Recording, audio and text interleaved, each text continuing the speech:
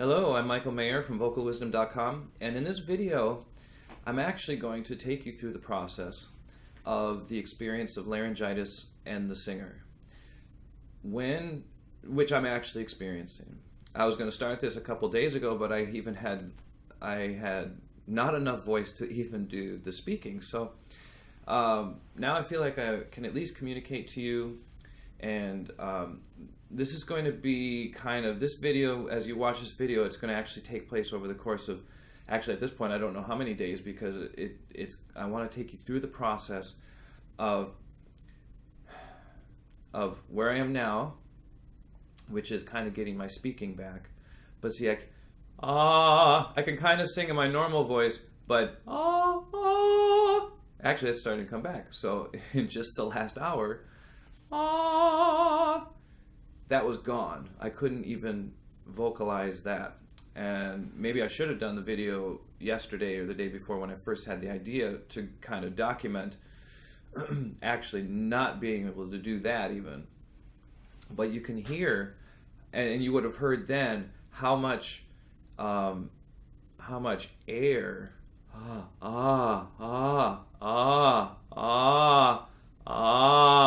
I'm just now starting to get it to actually phonate, so that there's what I like to call contact in the vibration. But you can hear when I'm speaking to you normally, and compare that to my other videos when I'm healthy, you can hear how it's obviously impaired and has lost a lot of its natural condition. It's still swollen, and what happens with laryngitis is, in this case, it's from a virus. I got a cold, and the virus basically set up shop inside my larynx, and that created inflammation. And as that inflammation continued, as the virus continued, and the body reacts to that virus, inflammation, swelling, and basically when the soft tissue inside the larynx swells, it loses its pliability, and that's what makes the vocal cords vibrate. Basically, the vocal cords are kind of like two shelves of tissue that come off the walls of the airway. The larynx is like a container made out of cartilage, but it's covered with the mucous membrane, the mucosa that runs down the airway, so the inner skin. So that's really all you see. So it's not really so obvious. We think of the larynx, at least I do, when I think of the larynx, I tend to think of the cartilages.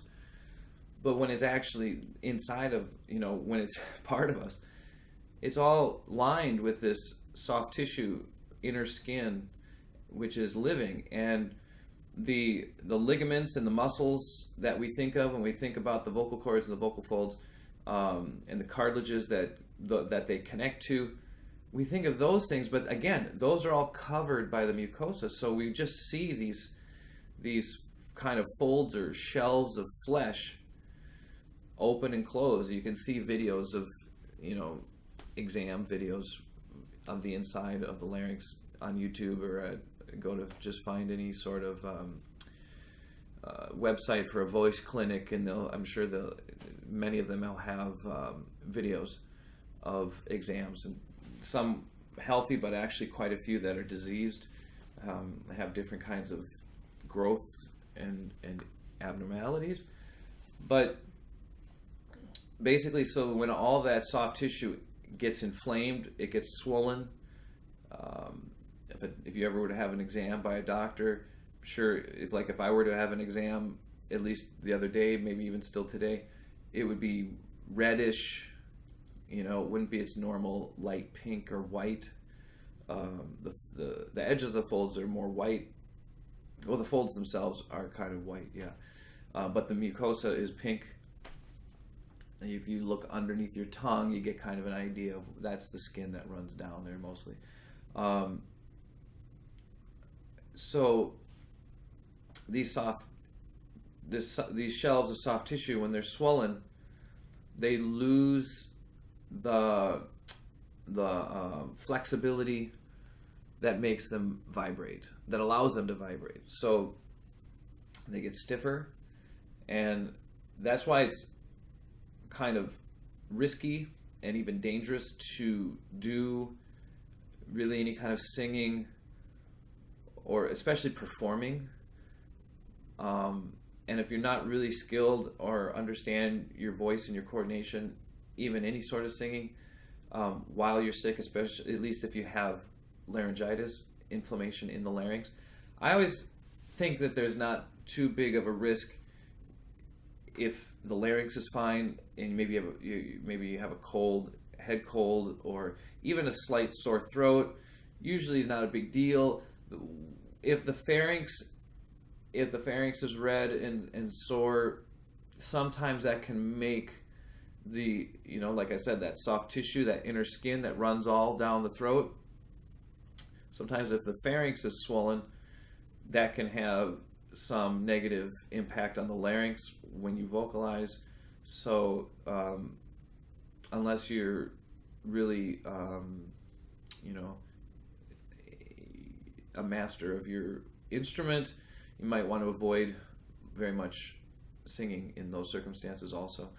But especially when it's like what I'm demonstrating to you now, in this circumstance, I would never sing a performance, because the voice doesn't have the same intensity, and so you would be too tempted to force the voice. In fact, almost, especially the other day when I was experimenting with this and just seeing what my voice could do, the breath basically immediately goes out, and the clean vibration is pretty much missing.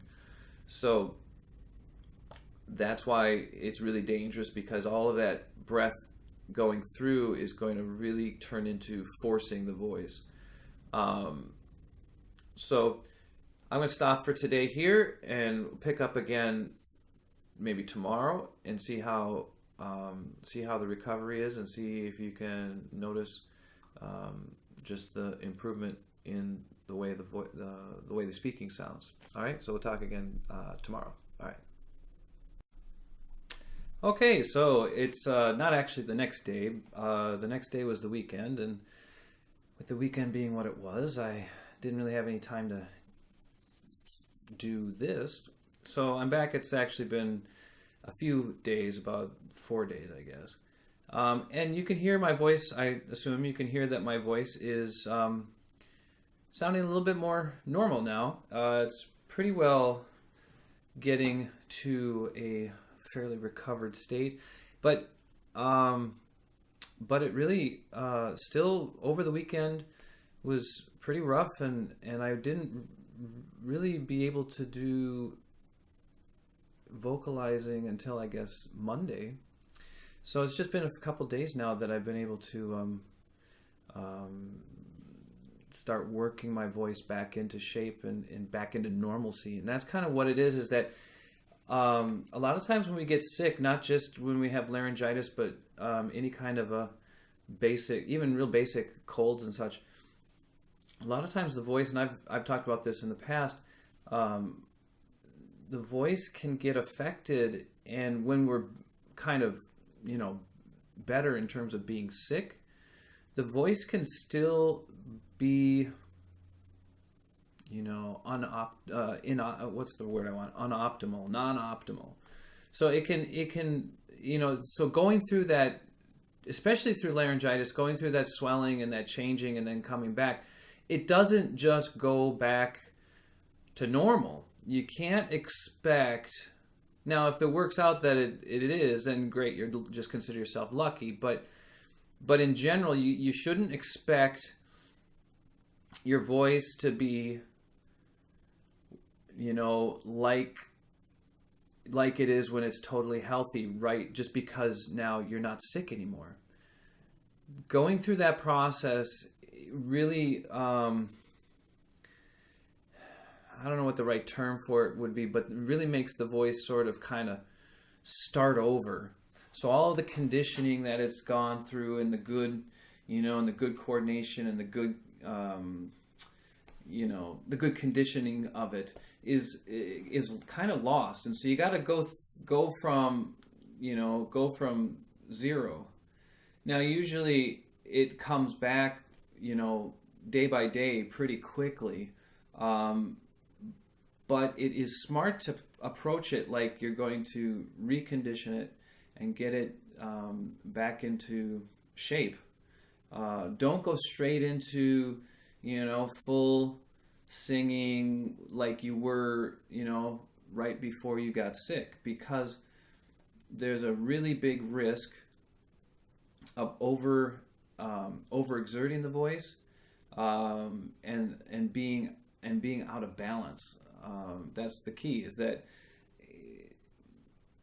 the thing that I keep trying to emphasize to people is what we're striving for is a balanced condition between the voice and the breath.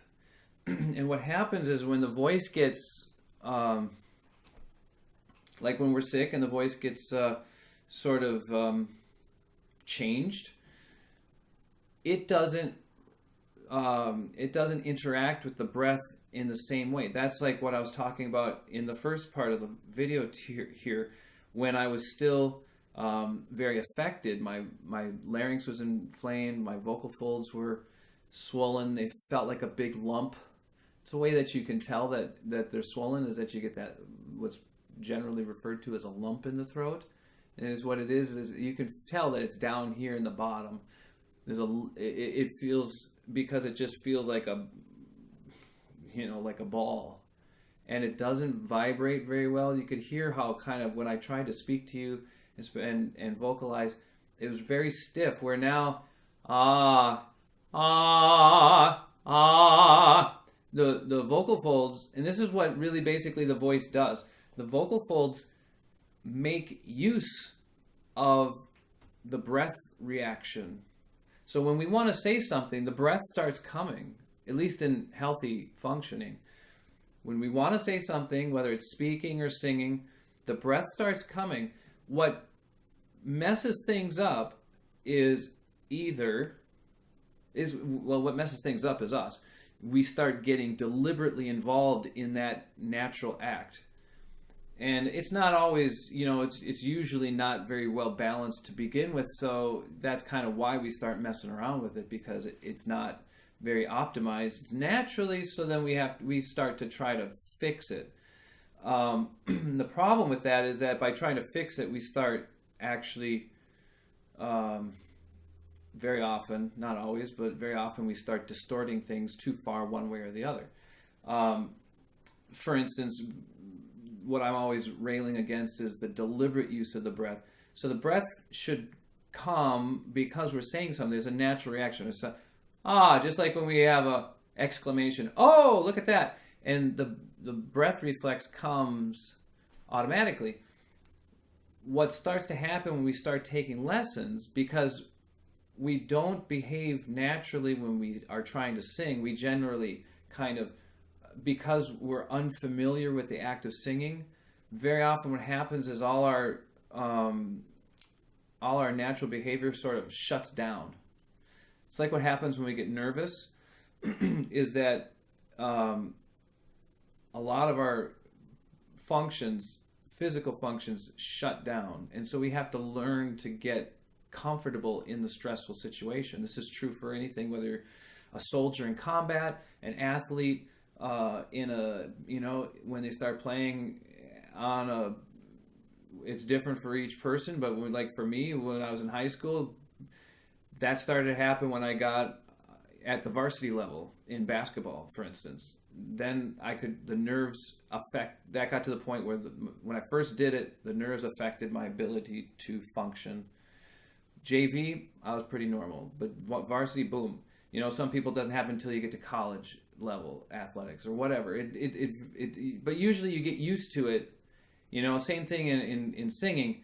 You might be okay around friends or family, and then you get in front of a large audience, and then you feel that. So you got to get used to whatever the next stress level is. And when you first start out, that stress level could happen just in front of a teacher. And so when things shut down, then we have to start making it happen. And that's where the challenge is. And so that's why it takes a lot of time, because it's not hard to understand what needs to be done. In my experience, I can explain to you what needs to be done, and even very thoroughly in 20 minutes, 30 minutes. But or the basics of it in 5 minutes. But our ability to do that, starts out pretty rough, and then over time, we gradually figure it out more and more and more how to make it happen. So when we're sick, it's like we're starting over again. Hopefully, though, the experience we've had, whatever previous to that point, will allow us to reacclimate quickly, but it's still going to take some time. And I can feel even still now that there's a little bit of drag. There's a little drag in my voice, and occasionally I can notice that it's not quite so crisp. So I just want to keep exercising it. And the key things that I'm interested in doing is reawakening the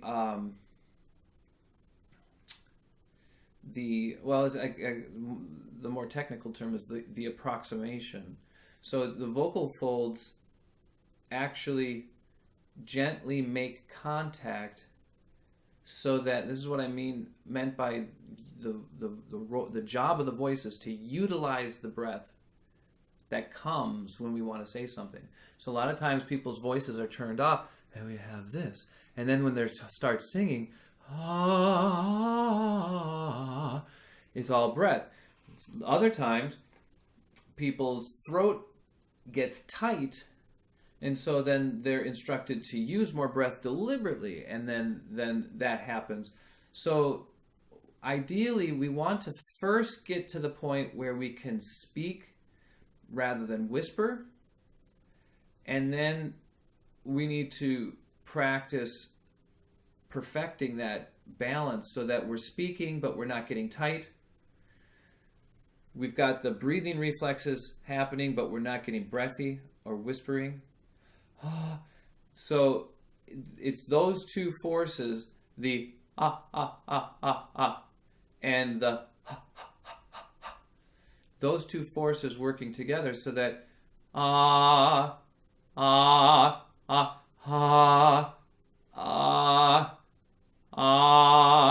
so we're not too tight, we're not too forceful with the breath, so that those two work together. So when I'm trying to reacclimate that, see, when it was swollen, that resistance doesn't really happen naturally, because they're too, it's like they're puffy. The vocal folds are puffy, so they don't have that edge that they have when they're normal. And that edge is really, really actually very important, because the edge is sort of like the nice crisp part of the voice. So that's where we get that nice clear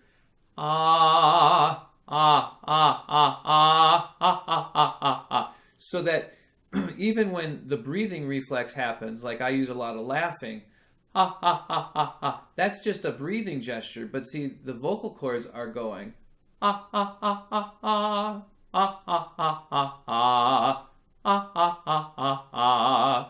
so what often happens, I notice, when people are learning, like when they are trying to interpret what I'm talking about, one common mistake people make is that they think that because I don't want to waste the breath, that the breath doesn't do anything.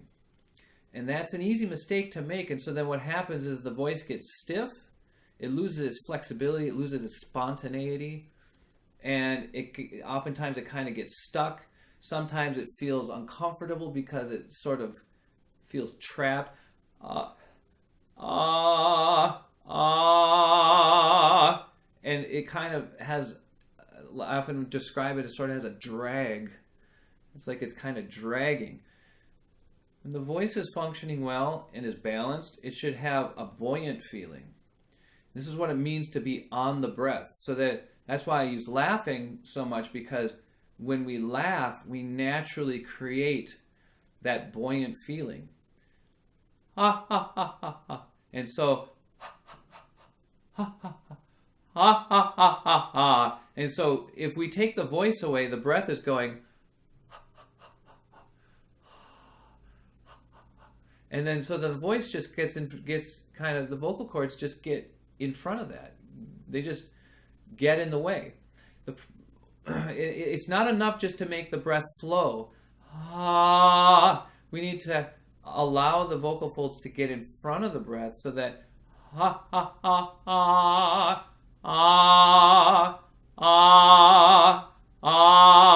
so that they sort of have this gentle articulation. Is kind of like a trumpet player going.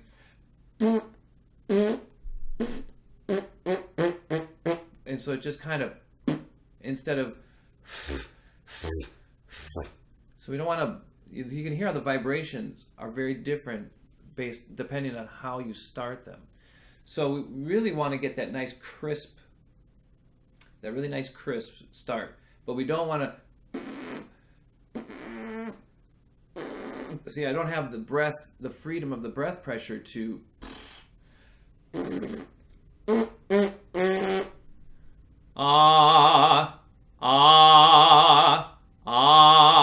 see, there's nothing tight about that because it's articulating and then releasing into the vibration freely. But it's not opening up so much that it's not opening up so much that it's allowing unvocalized breath through the voice. So that's kind of what happens when we're sick, is that too much unvocalized breath gets through and we don't have that crisp edge resistance to the breath. I don't want to say flow, but to the breath movement, the breath action. And so that's why we don't want to really do any demanding singing while we're sick, because that unvocalized breath is what causes injury, and it will continue to get more extreme the more we do it. So we really want to make sure that we are able to establish that balance. The high voice, like that was the big thing when the voice swells up. That's not possible. So if you lose that, I always think of like starting out by imitating an owl, and even like cooing, dove cooing kind of idea. See, the breathing is happening, but it's happening, I always describe it as that the breath and the voice are kind of a one-to-one relationship, meaning if more breath is going out, that would be like a 2-to-1. We want the breath to come out at the same rate as the voice is vocalizing. So an exercise I use to make sure that I'm not ever stiff is like when I'm first establishing this, I like to start with a sigh. But see, notice that when I get to the vocalization,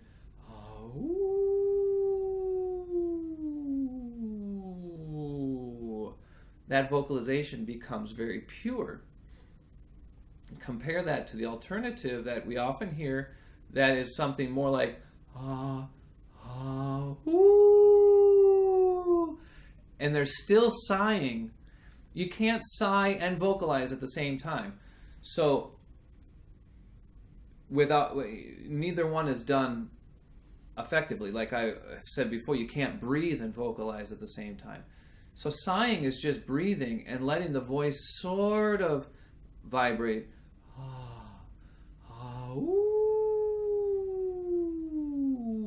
Vocalizing is kind of tipping the balance the other way so that the breathing is still happening a little bit, but the voice is vibrating more. So you go from breathing, exhaling a lot, very little voice, and then tipping the scale the other way to still breathing a little bit and then a lot more voice.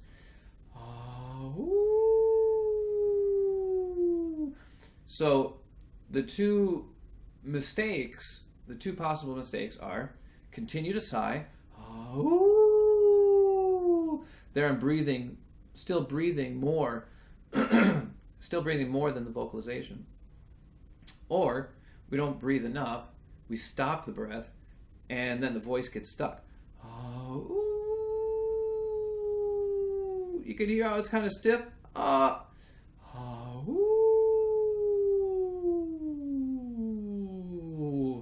So we're looking for that perfect balance where the vibration of the voice is releasing the breath in a good regularity, in nice rapid puffs. And that same balance, and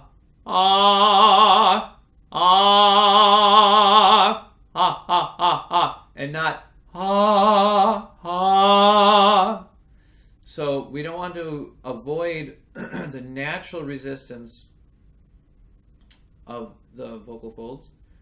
We don't want to overpower that resistance with too much loose breath, but we also don't want to stop and have too much resistance and stop the breath too much. That's like a dam, damming up a river, and it's just finding that